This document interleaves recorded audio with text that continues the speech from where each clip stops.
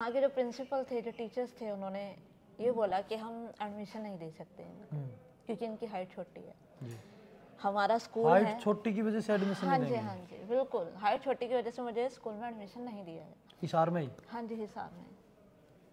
और ये तक कहा गया कि ये स्कूल है, कोई सर्कस का मंच नहीं है जो इसको एडमिशन दे के हम जो है ऐसे माहौल बनाएंगे, बच्चे छेड़ेंगे, देखेंगे ये ऊपर कैसे चढ़ेगी सीढ़ियाँ। तो मतलब काफ़ी कमेंट्स सुनने को मिले थे। जो मेरा फॉर्म मैंने अप्लाई किया, अंदर मीटिंग चल रही थी और मैं बाहर थी, डिसीजन लिया जा रहा था मुझे एडमिशन लेने के लिए। स्पेशल मीटिंग चल रही थी आपके लिए? मीटिंग चल रही थी। उस टाइम पे मेरी हालत बहुत ज़्यादा वो थी कि पता नहीं आगे क्या होगा, मुझे एडमिशन मिलेगा या नहीं मिलेगा, या यहाँ से भी नकारा रहेगा, क्या होगा मेरी लाइफ का। मुझे एतराज़ नहीं है अपने डिसेबल होने से, लेकिन लोगों को एतराज़ है। मुझे कोई दिक्कत नहीं है मेरे डिसेबल होने से, लेकिन लोगों को दिक्कत है मेरे डिसेबल होने से। मेरे को कोई परेशानी नहीं है, लेकिन परेशानी उन लोगों को। हाँ दोस्तों नमस्कार। आज की एक संघर्ष की कहानी में आपके लिए बहुत ही महत्वपूर्ण रहने वाली कहानी आपके बीच में लेकर के आया हूँ। आज मेरे साथ फ्रेम में जो चेहरा आप देख पा रहे हैं, मैडम मीनू रहेजा, एडवोकेट। इतनी संघर्ष भरी कहानी है, आप अगर पूरी वीडियो देखोगे, जो हौसले छोड़ जाते हैं, जो हौसले तोड़ जाते हैं कि हम कुछ नहीं कर सकते, उनके लिए बड़ी प्रेरणादायक स्टोरी आज ये रहेगी। जब एक परिवार में एक बच्चे का जन्म होता है तो परिवार बड़ा खुश होता है, खुशी की लहर उस परिवार में आती है। लेकिन जब मीनू रहेजा मैडम का जन्म हुआ, उस परिवार में खुशी की बजाय परिवार शोक के माहौल में डल गया। तो क्या कुछ पूरी स्टोरी हो, पूरी जानेंगे। तो मैडम नमस्ते, आपका स्वागत है हमारे चैनल पर। बहुत बहुत धन्यवाद, और आप सभी को मेरा नमस्कार। और आप सब ठीक होंगे, खुश होंगे, और बहुत बहुत धन्यवाद सर आपका मुझे इस चैनल पर इंटरव्यू के लिए इनवाइट करने के लिए। तो मैडम मैं सबसे पहले आपसे पूछना चाहूँगा, आज आप एडवोकेट हैं। हाँ जी। लेकिन जो आपकी जर्नी रही है, जहाँ तक मैं सोच पा रहा हूँ, बहुत से चैलेंज आपको फेस करने पड़े होंगे।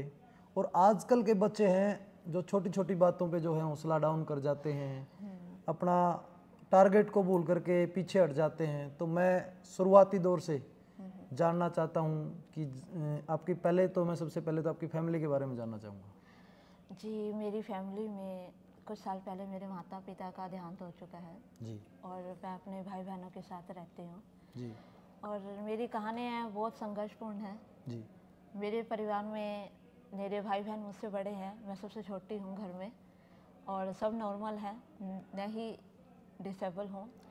और जब मेरा जन्म हुआ तो काफ़ी शॉकिंग न्यूज़ थी सबके लिए कि ये अलग है सबसे, क्योंकि बाकी दूसरे भाई बहन नॉर्मल हैं, तो ये अलग कैसे होगी।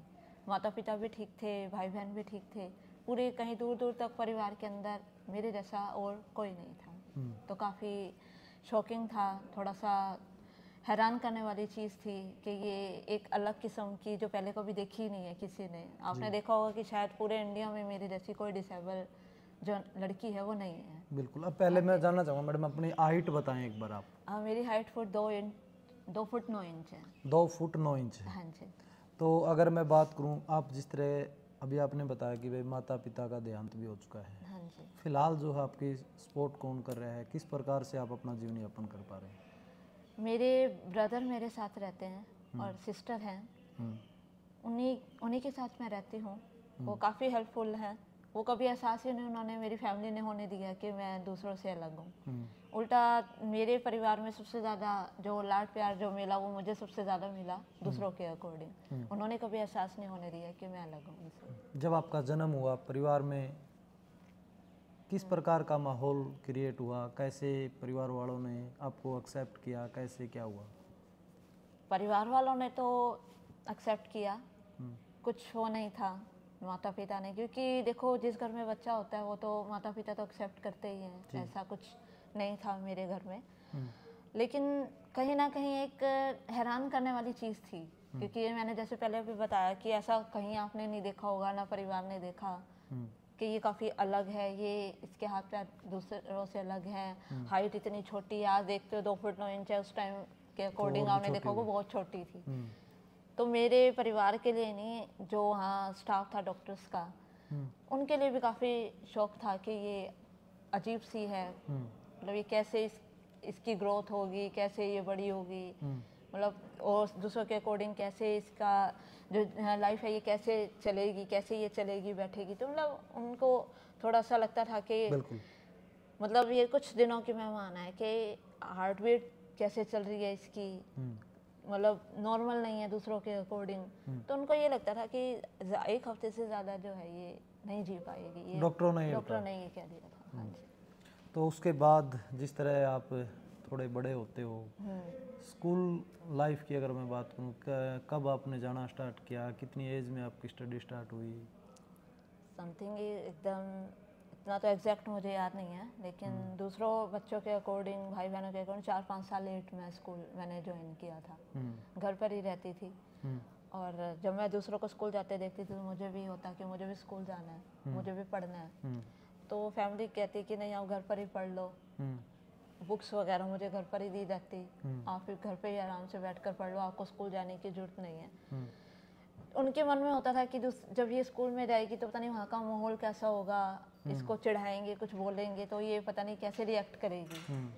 तो लेकिन मेरी जिद थी कि दूसरे मेरे फ्रेंड्स जा रहे हैं, मुझे भी जाना है। तो मेरी जिद के कारण आज मैं यहाँ तक पहुँची हूँ, मेरी जिद मुझे यहाँ तक लेकर आई। जब आपने स्कूल ज्वाइन किया, फर्स्ट टाइम आप स्कूल में गए, जो आपका फ्रेंड सर्कल था वो सब नॉर्मल थे, तो उस समय कभी ऐसा महसूस नहीं हुआ किसी ने आपको चिढ़ाया हो, कुछ ऐसा मतलब फेस करना पड़ा हो आपको? देखो, जो कोई नई चीज़ देखेगा वो तो चिढ़ाएगा, ये जाहिर सी बात है। क्योंकि मेरे जो स्कूल में मेरे क्लासमेट्स थे वो देखते थे तो हंसते भी थे, चिढ़ाते भी थे। लेकिन एक बात कहना चाहूँगी कि पता नहीं कैसे भगवान ने एक अलग सी पावर मेरे अंदर दी थी कि वो चीज़ मुझे हर्ट नहीं करती थी। मुझे बुरा नहीं लगता था कि कोई मुझे ऐसे कह रहा है। और ये चीज़ मैं ये नहीं कहूँगी कि स्कूल में, बड़े होने के बाद भी मुझे बहुत सी चीज़ें सुनने को मिले, कमेंट्स मिले जैसे सुनने को, चाहे मैं आज भी एडवोकेट हूँ, सुनने को तो बहुत कुछ अभी भी मिल जाता है जी। लेकिन जो बचपन में ही मेरे माइंड में था वो चीज़ आज तक मेरे माइंड में रही कि मुझे इसको अपनी कमज़ोरी नहीं बनाना, अपनी ताकत बनाना है। तो वो चीज़ मुझे यहाँ तक ले आई। चलो, स्कूल समय में जब आपको, अगर मैं साथ वाले साथियों की तो बात होगी, टीचर की अगर बात करूं, कैसी सपोर्ट मिली? टीचर काफ़ी हेल्पफुल थे। उन्होंने मुझे कभी भी एहसास नहीं होने दिया कि ये डिसेबल है। दूसरे बच्चों के अकॉर्डिंग वो मुझे सबसे ज़्यादा प्यार करते थे। कोई ऐसा अध्यापक रहा हो जो आज भी आपको याद आता हो कि हाँ उस सर ने या उस मैम ने मेरे को इतनी मदद की? फर्स्ट क्लास में कैलाश मैडम थे, नीरू मैडम थे, मुझे याद है आज भी। जब मैं फर्स्ट स्टैंडर्ड में थी, निधि मैम थे, 3rd क्लास में, 5th क्लास में आशा मैडम थे, 6th क्लास में अंजू मैडम थे। मैंने सभी को याद किया हुआ है क्योंकि वो काफ़ी मेरी अच्छी जर्नी रही है, मुझे काफ़ी हेल्प करते थे। पवन सर थे 10th में, मतलब ये सब और भी हैं, कमलेश मैम थे, कितने टीचर्स थे, वो सब मुझे काफ़ी सपोर्ट करते थे। तो स्कूल टाइम धीरे धीरे आगे बढ़ते गए तो फिर वो चीज़ें पीछे छूट गई कि पीछे मुड़कर नहीं देखना, आगे बढ़ना। क्लास की अगर बात करें तो किस प्रकार से आपने, जिस तरह जितना लेट आपने स्टार्ट किया था, तो कैसे अगर आपके साथ वाले बहन भाइयों के साथ में कैसे पहुंचे फिर? तो मैंने 1 साल में 2 क्लासेस करी थी। अच्छा। एग्ज़ाम इकट्ठे दे देकर। अच्छा। 1 साल में 2 क्लासें करके 5th स्टैंडर्ड में मैं उनके साथ 8th स्टैंडर्ड में मैं उनके साथ बैठी, मैंने बोर्ड एग्ज़ाम दिया उनके साथ बैठकर। हाँ, मैंने कवर अप किया। इंटेलिजेंट थी, पढ़ने का शौक था जी। जब स्कूलिंग स्टडी आपकी पूरी हुई, कॉलेज लाइफ जब आई होगी, तो उस समय जब कॉलेज के अंदर आपने एडमिशन लिया, उस समय कुछ चैलेंज ऐसे आए हो, एडमिशन के समय आए हो या कुछ ऐसा? एक चैलेंज आया था, मैं कॉमर्स लेना चाहती थी और 10th के बाद मुझे +1 में किसी और स्कूल में जाना था। काफ़ी था मन में कि मुझे कॉमर्स करनी है। मेरे फ्रेंड्स भी थे मेरे साथ में, ग्रुप था हमारा। जब एडमिशन के बाद तो स्कूल के अंदर 2-3 फ्रेंड्स ने उन्होंने एडमिशन ले लिया, मैं और 2-3 रह गए। हम लेने के लिए गए, मेरे माता पिता मेरे साथ गए स्कूल में एडमिशन लेने के लिए जी। उस टाइम पे वहाँ के जो प्रिंसिपल थे, जो टीचर्स थे, उन्होंने ये बोला कि हम एडमिशन नहीं दे सकते इनको, क्योंकि इनकी हाइट छोटी है। जी। हमारा स्कूल है। हाइट छोटी की वजह से एडमिशन हाँ नहीं जी, देंगे? हाँ जी, बिल्कुल। हाइट छोटी की वजह से मुझे स्कूल में एडमिशन नहीं दिया गया। हिसार में ही? हाँ जी, हिसार में।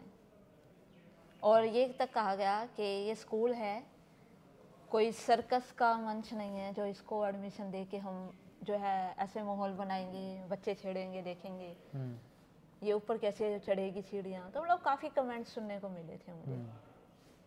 उस टाइम पे मुझे ये दुख नहीं हुआ कि मेरे बारे में बोला गया। उस टाइम सबसे ज़्यादा दुख मुझे इस बात का हुआ था कि मेरी वजह से मेरे माता पिता को सुनना पड़ रहा है जी। उनके लिए मुझे ज़्यादा बुरा लग रहा था, क्योंकि मेरे अंदर तो ऐसी पावर थी कि मैं उन चीज़ों को अवॉइड कर ही रही थी। लेकिन कहीं ना कहीं आप उस टाइम पे आप ज़्यादा हर्ट होते हो जब आपकी फैमिली को सुनना बिल्कुल। तो वो उनको सुनना पड़ा। तो वहाँ से चुपचाप वहाँ से आगे जब मेरे दूसरे फ्रेंड्स को पता चला कि इनको एडमिशन नहीं दिया जा रहा और ऐसा कुछ बोला जा रहा है, तो उन्होंने भी वहाँ से अपना एडमिशन छोड़कर हम वापस उस स्कूल में गए जहाँ से हमने 10th की थी, मतलब काफ़ी सालों से।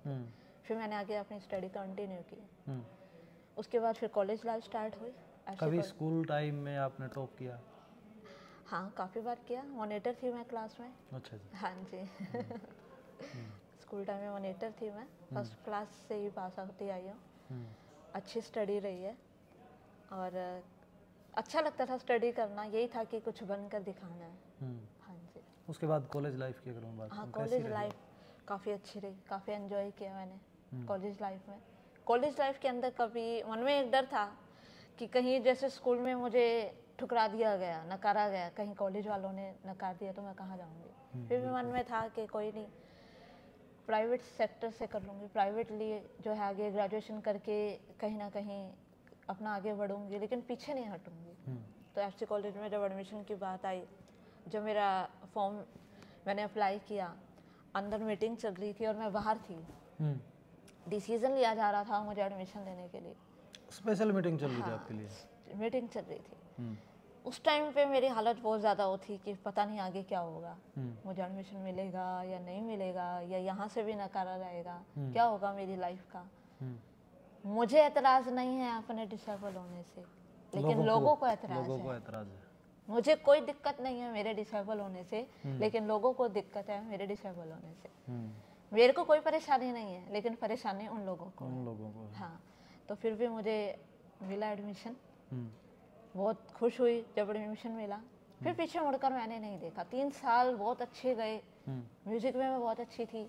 मीनाक्षी महाजन जो मेरी टीचर थी, वोकल म्यूज़िक से मैंने बीए किया। अच्छा। हर कंपटीशन में मुझे साथ रखते हैं। अनीता मैडम जो इस टाइम पे कॉलेज के प्रिंसिपल हैं, वो हमारे डांस टीचर थे।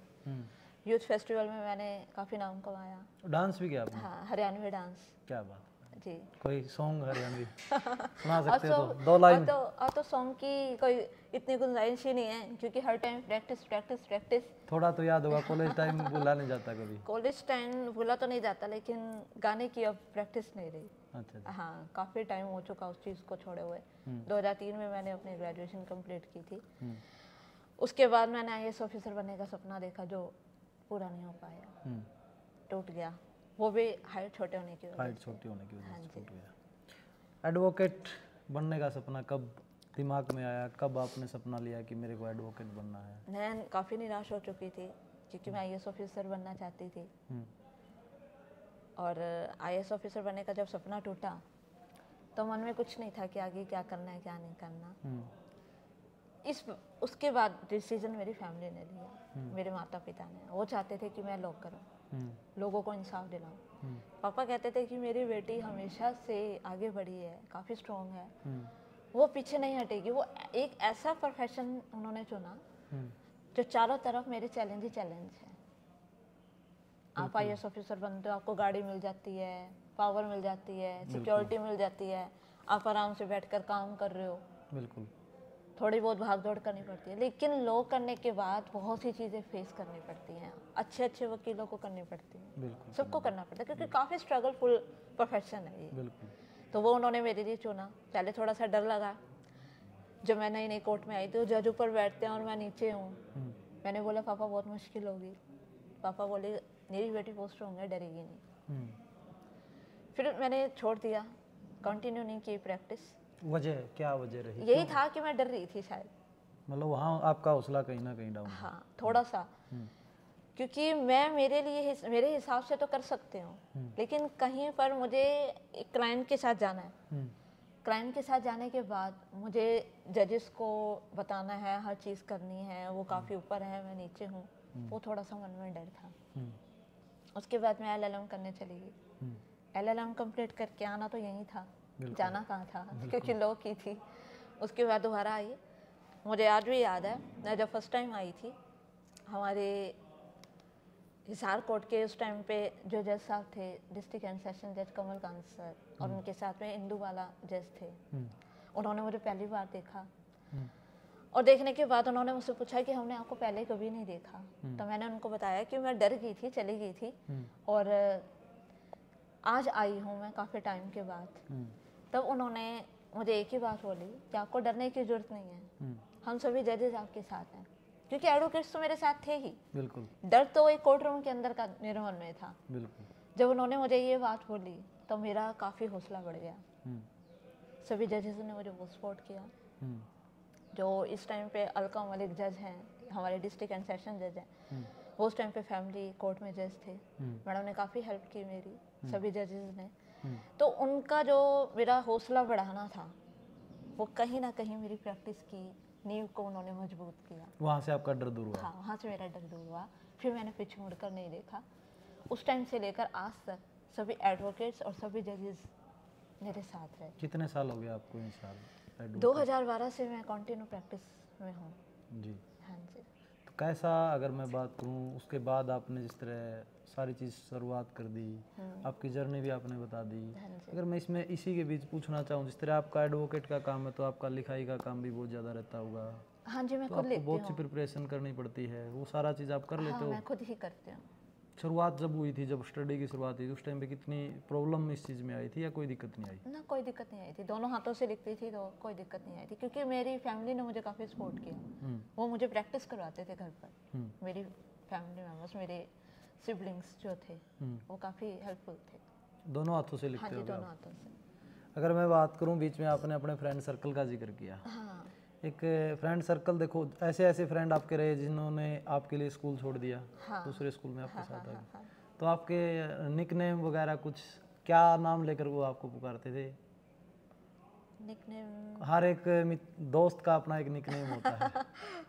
ऐसा कुछ नहीं था, बस मीनू ही बुलाते थे। अच्छा। लेकिन कोर्ट में मुझे बहुत सारे नाम मिले जैसे कोई नाम बात बता दूं, क्योंकि यूँ मान लो कि मैं कोर्ट में काफ़ी, मुझे लाड प्यार मिला। लाडली बोलते हैं, कोई मुझे लाडली बोलता है, कोई लाडो बोलता है, कोई छुटकी बोलता है, कोई गुड़िया बोलता है, कोई मीनू बोलता है, कोई दीदी बोलता है, कोई मैडम बोलता है। तो मतलब यहाँ पे मुझे बहुत सारे नाम मिले हैं, लेकिन स्कूल टाइम में ऐसा कुछ नहीं था, यहाँ पे मिले हैं। अगर मैं बात करूं आज की जनरेशन की, मैडम, आज जो बच्चे हैं ना, थोड़ा सा कुछ चैलेंज लाइफ में आ जाता है तो वो सब कुछ छोड़ करके पीछे हट जाते हैं, तो क्या आप उनको संदेश, मैसेज देना चाहेंगे? मैं संदेश ये देना चाहूँगी कि आपने जन्म लिया है, ये लाइफ आपकी है, ये किसी की नहीं है।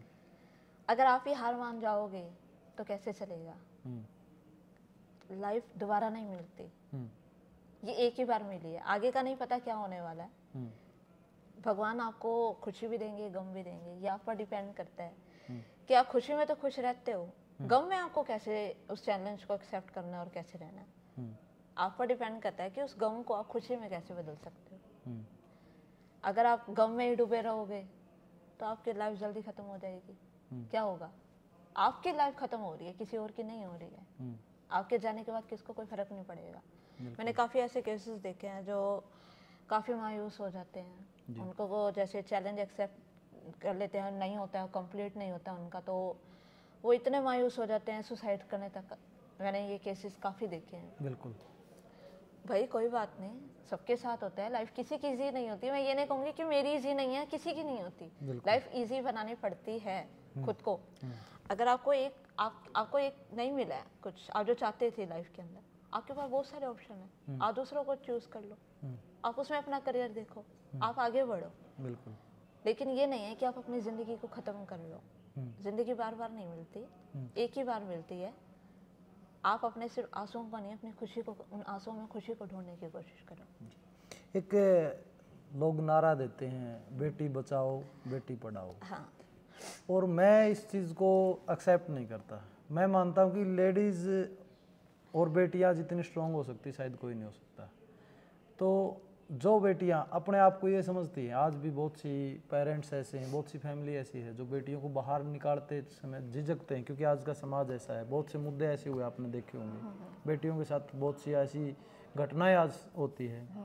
जो बेटियां आज भी घर से बाहर निकलते हुए डरती है, थोड़ा उनको क्या मैसेज आप दोगे? मैं उनको मैसेज यही दूंगी कि आपके अंदर एक, खुद के अंदर एक शक्ति है, आप उसको पहचानने की कोशिश करो। फर्स्टली माता पिता ने आपके लिए एक सपना देखा है जी। आप पढ़ो, आगे बढ़ो, आप बाहर निकलो जी। लेकिन उस पूरे विश्वास के साथ कि माँ बाप ने आपके लिए एक सपना देखा है, आप उसको पूरा करने के लिए बाहर जा रहे हो। जी। दूसरा कि आपके साथ कुछ गलत होने की है आपको, काफ़ी ऐसी चीज़ें हैं जो नॉलेज होनी चाहिए। जैसे अब लेडीज़ जो है साइबर क्राइम में भी कंप्लेंट कर सकती है, 112 पे भी कंप्लेंट कर सकती है। आपको कोई छेड़ता है या कुछ भी आपके साथ गलत करने की कोशिश करता है तो आपके पास बहुत सारे ऑप्शन हैं। बिल्कुल। लेकिन अगर आप खुद ही इस चीज़ को एक्सेप्ट नहीं करो, देखो बुरा मत मानो, मैं लेडीज़ को ये चीज़ ज़रूर थोड़ा सा बताना चाहूँगी कि आप लड़की हो, माँ बाप बहुत बड़ा सपना देखते हैं आपके लिए। बिल्कुल। आपको अपनी एजुकेशन के अंदर खो जाना चाहिए, आगे बढ़ना चाहिए। उस आपके अंदर एक जो पावर है उसका इस्तेमाल करना चाहिए आपको। ये चीज़ें आपकी लाइफ को ख़राब कर रही हैं, आपको आगे बढ़ने से रोक रही हैं। इन चीज़ों में कुछ नहीं रखा। आप आगे बढ़ोगे, आपका भी नाम रोशन है, आपके माँ बाप का भी नाम रोशन है, आपके परिवार का भी नाम रोशन है। फिर देखो आपकी लाइफ में आप कैसे समाज में सर उठाकर जीते हो। बिल्कुल। तो ये चीज़ महिलाओं के लिए मैं ज़रूर कहना चाहूँगी कि काफ़ी मैंने देखा है कि कोर्ट के अंदर भी महिलाएं आती हैं। पहले वो सी चीज़ें देखी जाती थी हमारे कि महिलाओं के साथ बहुत ज़्यादा अत्याचार हो रहा है, हस्बैंड जो है वाइफ के साथ बहुत ज़्यादा गलत कर रहा है। लेकिन कई चीज़ें मैं यहाँ देख रही हूँ, देखो मैं भी एक महिला हूँ। बिल्कुल। लेकिन मैं फिर भी बोलना चाहूँगी, कहीं ना कहीं जो उनको कानून का जो सहारा दिया जाता है, उनके लिए जो कानून बनाए हैं, आप उनको अच्छे से यूज़ कीजिए। कुछ एक महिलाएं उसका मिसयूज़ भी करती हैं, वो उनको नहीं करना चाहिए। बिल्कुल। उससे मैं ये नहीं कहूँगी कि आपकी उसकी लाइफ ख़राब हो रही है, लाइफ तो आपकी भी ख़राब हो रही है। बिल्कुल। आप किसी एक चीज़ को छोड़कर आप आगे बढ़ रहे हो, आपको पता है वो कैसा होगा। सबसे बड़ी बात जो समाज के अंदर है वो सहन शक्ति, जो आजकल नहीं है लोगों में, वो ही एक समाज का खराब होने का मेन कारण भी है। बिल्कुल। जो महिलाओं में पहले सहन शक्ति, मैं ये भी नहीं कहना चाहूँगी कि कोई अगर अत्याचार कुछ ज़्यादा ही हो रहा है, मार पीट रहा है तो आप आइए ना, आगे ना आइए, लेकिन वो चीज़ नहीं है। छोटे छोटे ऐसे चीज़ें होती हैं जिसके कारण महिलाएं कोर्ट में आती हैं।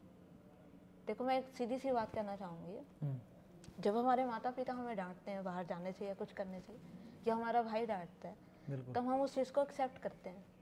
हम कहते हैं कि नहीं हम नहीं जाएंगे, बड़े प्यार से हम उस चीज़ को एक्सेप्ट करते हैं। बिल्कुल। लेकिन अगर हस्बैंड या इन लॉज उनको कहता है, बिल्कुल, तो उनको ये चीज़ क्यों खटती है?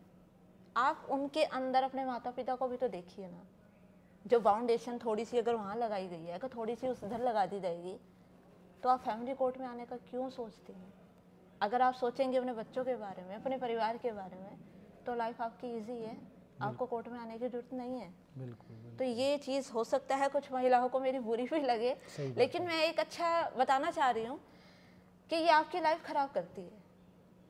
आप देखोगे कहीं ना कहीं, मैंने बहुत से ऐसे केसेस देखे हैं, डिवोर्स के बाद भी लड़कियाँ दूसरी सेकंड मैरिज में जाती हैं, वहाँ भी वो सोचती हैं कि नहीं हमें सुख नहीं मिल रहा।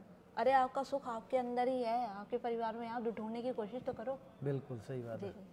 सोशल मीडिया को क्या मानते हैं आप? आज जो रिश्ते खराब हो रहे हैं, कितना रोल सोशल मीडिया का है?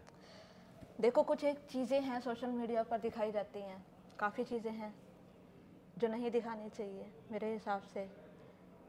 अच्छी चीज़ें हैं, बुरी भी हैं, लेकिन डिपेंड करता है कि आप बुरी चीज़ को कैसे एक्सेप्ट करते हो या नहीं करते हो। लेकिन जो अच्छी चीज़ें आप उसको एक्सेप्ट कर लो। कई चीज़ें दिखाई जाती हैं ऐसी जो नहीं दिखानी चाहिए सोशल मीडिया पर, लेकिन दिखाई जाती हैं।